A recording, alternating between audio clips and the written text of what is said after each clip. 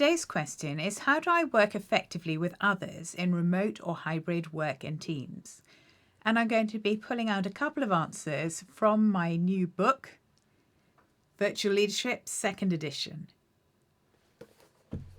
So we're going to start off by looking at the virtual leadership model from the book.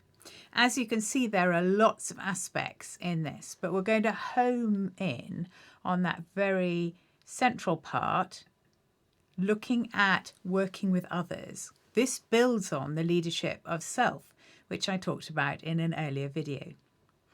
So the focus now is, how do we lead and work effectively with others when they are remote or when we're in a hybrid situation? There are lots of different aspects to look for. Think about, obviously, how you step up to be the best leader you possibly can be. But just to give you a taster for what's in the book, you probably won't be able to see the details. But there are things like making sure you know each other person. What are their preferences, their motivations, their skills, their identity, their environment, and how can you work with all those things? What about their personality as well? Trust is foundational for remote and hybrid teams. So think about how you can build that. It can build very slowly, but it can be lost in an instant. So be very aware of that. And the book goes into a lot of ways that you can build it and try and avoid getting it destroyed. It looks at things like virtual team complexity. The bigger the team, the harder it is to work together effectively.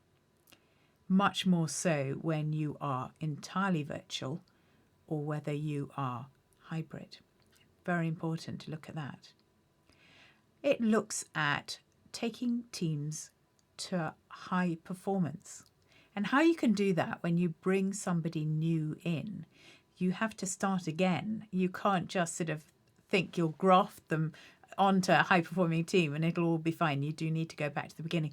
Look at conflict, because it's much harder to detect when some of you, at least, are remote. There are lots of practical tips and tools about how to work in this way with others. Lots of ideas in a case study and so on, but I won't go into all of that. You'll find that the book comes out on the 3rd of March in the UK and Europe, and the 29th of March in the US and Canada. And you can see there a discount code which will apply on the Kogan Page website. I hope it's really helpful. Thank you.